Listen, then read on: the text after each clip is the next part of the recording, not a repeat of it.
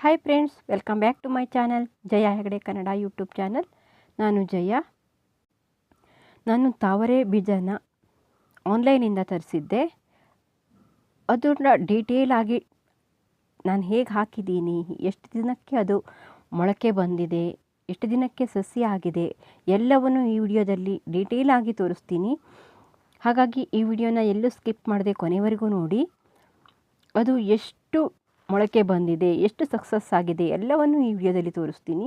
ಅದು ಯಾವುದು ಅಂತ ಬೇಕಾದರೆ ನಿಮಗೆ ಡಿಸ್ಕ್ರಿಪ್ಷನ್ನಲ್ಲಿ ಅದರ ಲಿಂಕನ್ನು ಕೊಡ್ತೀನಿ. ನೀವು ಬೇಕಾದರೆ ಬೈ ಮಾಡ್ಕೋಬೋದು.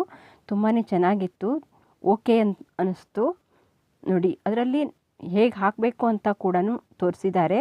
ಇದನ್ನು ಮೀಶೋದಿಂದ ತರಿಸಿದ್ದೀನಿ. ಪ್ಯಾಕೆಟಲ್ಲಿ 23 ಬೀಜ ಇತ್ತು, ಸೀಡ್ಸು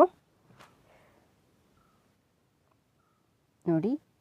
ಇದು ಅವರ ಪ್ಯಾಕೆಟಲ್ಲಿರುವಂಥದ್ದು.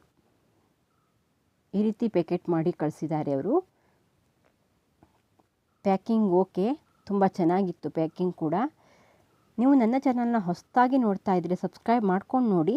ಹಾಗೆ ಪಕ್ಕದಲ್ಲಿರೋ ಬೆಲ್ಲೈಕನ್ ಕ್ಲಿಕ್ ಮಾಡಿ ಆಲ್ ಅಂತ ಸೆಲೆಕ್ಟ್ ಮಾಡಿಕೊಂಡ್ರೆ ನಾನು ಹಾಕುವ ಎಲ್ಲ ವಿಡಿಯೋದ ನೋಟಿಫಿಕೇಷನ್ ನಿಮಗೆ ಬರುತ್ತೆ, ನೀವು ನೋಡ್ಬೋದು. ನಾನು ತುಂಬಾ ಗಾರ್ಡನ್ ವೀಡಿಯೋಸ್ಗಳನ್ನು ಮಾಡಿದ್ದೀನಿ.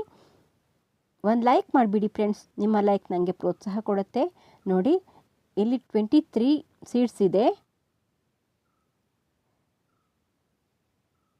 23 ಸೀಡ್ಸಲ್ಲಿ ಅವರು 20 ಅಂತ ಮೆನ್ಷನ್ ಮಾಡಿದರು, ಆದರೆ ನನಗೆ 3 ಬೀಜ ಎಕ್ಸ್ಟ್ರಾ ಬಂದಿದೆ.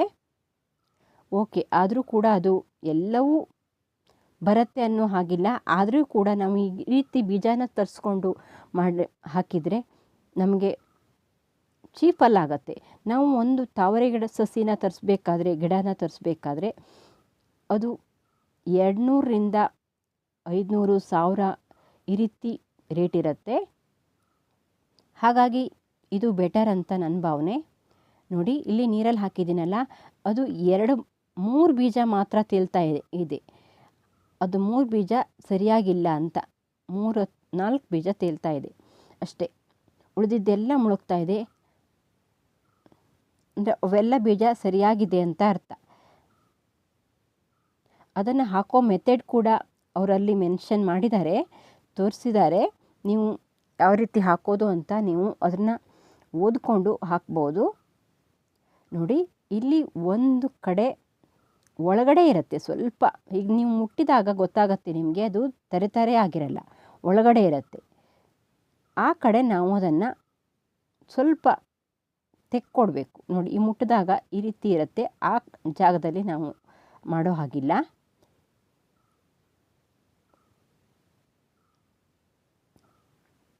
ಒಳಗಡೆ ಇರೋ ಜಾಗದಲ್ಲಿ ನಾವು ಮುಟ್ಟಿದಾಗ ನಮಗೆ ಅದು ಕೈಗೆ ಸಿಗಲ್ಲ. ಆ ರೀತಿ ಇರೋ ಜಾಗದಲ್ಲಿ ನಾವು ಅದನ್ನು ಈ ರೀತಿ, ನಾವು ಒಂದು ಮರಳು ಪೇಪರ್ ಇರುತ್ತಲ್ಲ ಅದಕ್ಕೆ ನಾವು ಈ ರೀತಿ ತಿಕ್ಕಬಹುದು. ಇಲ್ಲ ನಾವು ಚಾಕು ಸಹಾಯದಿಂದ ಕೂಡ ಅದರ ಒಳಗಡೆ ದಪ್ಪನಾಗಿ ಲೇಯರ್ ಇರುತ್ತೆ, ಆ ಲೇಯರ್ನ ತೆಗಿಬೇಕು. ಲೇಯರ್ ತೆಗೆದು ಅದು ಬಿಳಿ ಭಾಗನ ಕಾಣೋ ಹಾಗೆ ಮಾಡಿ ನಾವು ಅದನ್ನು ನೀರಲ್ಲಿ ಹಾಕಿಡಬೇಕು. ಹಾಕಿದರೆ ಚೆನ್ನಾಗಿರುತ್ತೆ, ಬರುತ್ತೆ. ಇಲ್ಲಾಂದರೆ ಬರಲ್ಲ ಅದು ಮೊಳಕೆ. ಫ್ರೆಂಡ್ಸ್, ನಾವು ಆನ್ಲೈನಲ್ಲಿ ಕೂಡ ನಮಗೆ ಅದರ ಬೇರುಗಳು ಸಿಗತ್ತೆ, ಆದರೆ ನಾವು ಅದರ ತರಿಸಿದರೆ ಕಲರ್ ಕೂಡ ಚೇಂಜ್ ಆಗುತ್ತೆ, ಮತ್ತು ನಮಗೆ ತುಂಬ ಕಾಸ್ಟ್ಲಿ ಆಗಿಬಿಡುತ್ತೆ. ನಾವು ಈ ರೀತಿ ಬೀಜಗಳನ್ನು ತರಿಸ್ಕೊಂಡು ಹಾಕ್ಕೊಂಡ್ರೆ ನಮಗೆ ಚೀಪಲ್ಲಾಗತ್ತೆ. ಇದು ನಮಗೆ 75 ರೂಪಾಯಿ ಅಂದರೆ 75 ರೂಪಾಯಿಗೆಲ್ಲ ಬಂದಿದೆ. ಹಾಗಾಗಿ ನನಗೆ ಇದು ತುಂಬ ಚೀಪಲ್ಲಿ ಬಂದಿದೆ ಅನ್ನಿಸ್ತು. ಅದು ಎಷ್ಟು ಸಸಿ ಬಂದಿದೆ ಅಂತ ಮುಂದೆ ತೋರಿಸ್ತಾ ಹೋಗ್ತೀನಿ ನೋಡಿ. ಈ ರೀತಿ ಅದನ್ನು ತೆಗೆದು ಬಿಳಿ ಭಾಗ ಕಂಡ ಮೇಲೆ ನಾವು ಅದನ್ನು ನೀರಿಗೆ ಹಾಕಿ ಇಡಬೇಕು ನೋಡಿ. ಚೆನ್ನಾಗಿ ಬರುತ್ತೆ ಸಸಿಗಳು. ನಮಗಿದರಲ್ಲಿ ಒಂದು 5ರಿಂದ 6 ಸಸಿ ಬಂದರೂ ಸಾಕಾಗತ್ತೆ. ನಾವು ಈ ರೀತಿ ಸೀಡ್ಸನ್ನು ತಂದು ಹಾಕಿದರೆ ಅದು ಯಾವ ಕಲರ್ ಅಂತ ಗೊತ್ತಾಗಲ್ಲ, ಅದೊಂದು ಪ್ರಾಬ್ಲಮ್ಮು. ಮತ್ತು ಈ ರೀತಿ ನಾವು ಬೀಜಗಳನ್ನು ಹಾಕ್ಕೊಂಡಾಗ ತುಂಬ ಲೇಟ್ ಆಗತ್ತೆ ಹೂ ಬಿಡೋದು, ಅದೊಂದು. ನಾವು ಬೇರುಗಳನ್ನು ತರಿಸ್ಕೊಂಡ್ರೂ ಕೂಡ ಸಸಿಗಳನ್ನು ತರಿಸ್ಕೊಂಡ್ರೂ ಕೂಡ ಅದು ಯಾವ ಕಲರ್ ಅಂತ ಗೊತ್ತಿರಲ್ಲ. ಯಾಕಂದರೆ ನಾವು ಕಳಿಸಿರೋದನ್ನು, ನಾವು ಹೇಳಿರೋದನ್ನು ಕಳಿಸಲ್ಲ ಅವರು. ನಮಗೆ ಒಬ್ಬರು ಹೇಳಿದರು ಹಾಗೆ, ನಾನು ಹೇಳಿರೋ ಕಲರ್ಸ್ ಬಂದಿಲ್ಲ, ಬೇರೆ ಕಲರ್ ಕಳಿಸ್ಬಿಟ್ಟಿದ್ದಾರೆ ಅವರು ಅಂತ. ಹಾಗಾಗಿ ನಾವು ಈ ರೀತಿ ತರಿಸ್ಕೊಂಡ್ರು ಓಕೆ. ನಾವು ಇದನ್ನು ಯಾವ ರೀತಿ ಹಾಕೋದು ಅಂತಲೂ ಫುಲ್ ಡೀಟೇಲಾಗಿ ಹೇಳ್ತಾ ಇದ್ದೀನಿ, ನೋಡ್ತಾ ಹೋಗಿ. ನೋಡಿ, ಈ ರೀತಿ ಮಾಡಿಕೊಂಡು ಎಲ್ಲ ಬೀಜಗಳನ್ನು ನಾವು ನೀರಲ್ಲಿ ಹಾಕಿಡಬೇಕು. ನಾವು ಇದನ್ನು ನೀರಲ್ಲಿ ಡೈಲಿ ನೀರನ್ನು ಚೇಂಜ್ ಮಾಡ್ತಾ ಇರಬೇಕು. ಅದಿಲ್ಲ ಅಂದರೆ ಸ್ವಲ್ಪ ಸ್ಮೆಲ್ ಬಂದುಬಿಡತ್ತೆ. ಹಾಗಾಗಿ ಅದನ್ನು ನಾವು ತೆಗೆದಿಡಬೇಕು.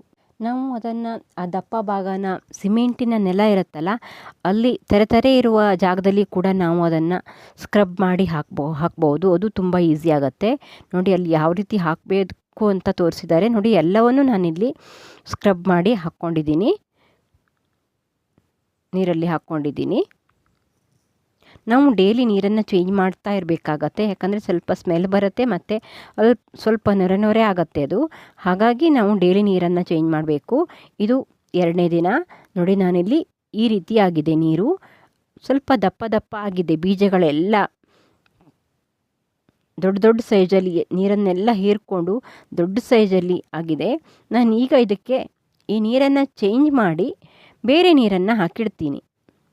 ಇದೇ ರೀತಿ ನಾವು ಅದು ಬರೋವರೆಗೂ ಮಾಡ್ತಾ ಇರಬೇಕಾಗತ್ತೆ. ನೋಡಿ, ಎಷ್ಟು ದಪ್ಪ ಸೈಜಾಗಿ ಅಲ್ಲಿ ಆ ಬಿಳಿ ಭಾಗ ಕಾಣಿಸ್ತಾ ಇದೆ. ಮತ್ತು ಸಿಪ್ಪೆ ಎಲ್ಲ ಸ್ವಲ್ಪ ಬಿಡ್ತಾ ಇದೆ ಅದು. ಹಾಗೆ ಅದು ಅಗಲವಾಗಿ ಅದರೊಳಗಡೆಯಿಂದ ಸಸಿ ಬರುತ್ತೆ. ನೋಡಿ, ಈ ರೀತಿ ನಾವು ಅದಕ್ಕೆ ಮತ್ತೆ ನೀರನ್ನು ಹಾಕಿ ಇಡಬೇಕಾಗತ್ತೆ. ಡೈಲಿ ನೀರನ್ನು ಚೇಂಜ್ ಮಾಡಬೇಕು. ನೋಡಿ, ನಾನಿಲ್ಲಿ ಹಾಕಿ 4 ದಿನ ಆಗಿದೆ. ಯಾವ ರೀತಿ ಮೊಳಕೆ ಬರ್ತಾ ಇದೆ ಅಂತ ನೋಡಿ. ಚೆನ್ನಾಗಿ ಬಂದಿದೆ. ಎಲ್ಲವೂ ಬರ್ತಾ ಇಲ್ಲ, ಆದರೆ ಒಂದೊಂದು ಹಾಳಾಗಿಬಿಡತ್ತೆ, ಒಂದೊಂದು ಬರುತ್ತೆ ಅಷ್ಟೇ. ಅದರಲ್ಲಿ ನನಗೆ ಎಲ್ಲವೂ ಸಸಿ ಬಂದಿಲ್ಲ. ಆದರೂ ಕೂಡ ನಾನು ಅದರೊಳಗೆ ನೀರಲ್ಲಿ ಹಾಕಿಟ್ಟಿದ್ದೀನಿ. ಮತ್ತೆ ಕೂಡ ನೋಡಬೇಕು ಬರುತ್ತಾ ಇಲ್ವಾ ಅಂತ.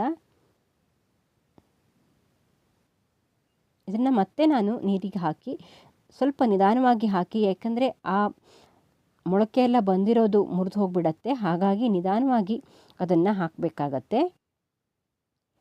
ಹಾಕಿಡ್ತೀನಿ. ಇದು ನೋಡಿ 8 ದಿನ ಆಗಿದೆ ಈಗ. ಎಲ್ಲವೂ ಬಂದಿಲ್ಲ.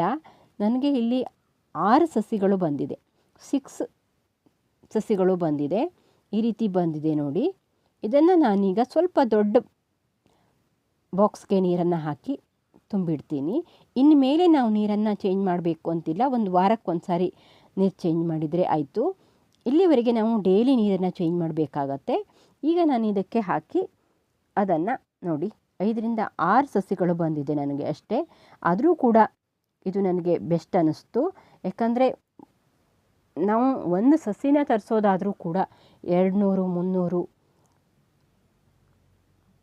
ಹೇಳ್ತಾರೆ. ಹಾಗಾಗಿ ಇದು ಬೆಸ್ಟ್ ಅಂತ ಅನ್ನಿಸ್ತು. ಇದನ್ನು ಸ್ವಲ್ಪ ಇನ್ಮೇಲೆ ನಾವಿನ್ನು ಸ್ವಲ್ಪ ಬೆಳಕು ಮತ್ತು ಸ್ವಲ್ಪ ಬಿಸಿಲು ಬರೋ ಜಾಗದಲ್ಲಿ ಇಟ್ಟರೂ ಕೂಡ ಓಕೆ. ತುಂಬ ನೀರು ಹಾಕಿರ್ತೀವಲ್ಲ, ಹಾಗಾಗಿ ನೋಡಿ ಇದು 10 ಡೇಸ್ ಆಗಿದೆ. ನೋಡಿ, ಎಲೆಗಳೆಲ್ಲ ಬರ್ತಾ ಇದೆ, ಬೇರು ಕೂಡ ಬಂದಿದೆ. ಇನ್ಮೇಲೆ ನಾವು ಇದನ್ನು ಬಿಸಿಲಲ್ಲಿ ಇಟ್ಟು ಇನ್ಮೇಲೆ ಅದನ್ನು ಸ್ವಲ್ಪ ದೊಡ್ಡ ಬಕೆಟಿಗೆ ಹಾಕ್ಬೋದು. ಹಾಕಿ ಇಟ್ಟರೆ ಅದು ಚೆನ್ನಾಗಿ ಬರುತ್ತೆ. ಮುಂದಿನ ವಿಡಿಯೋಗಳನ್ನು ನಾನು ಕೂಡ ಶೇರ್ ಮಾಡ್ತೀನಿ. ಹೇಗೆ ಬಂತು, ಎಷ್ಟು ದಿನಕ್ಕೆ ಅದು ಹೂ ಬಂದಿದೆ ಅಂತ ನಿಮ್ಮ ಜೊತೆ ಶೇರ್ ಮಾಡ್ತೀನಿ. ಹಾಗಾಗಿ ನನ್ನ ಚಾನಲ್ನ ಸಬ್ಸ್ಕ್ರೈಬ್ ಮಾಡ್ಕೊಳ್ಳಿ. ನೋಡಿ ಎಷ್ಟು ಚೆನ್ನಾಗಿ ಬೇರು ಬಂದಿದೆ ಅಂತ.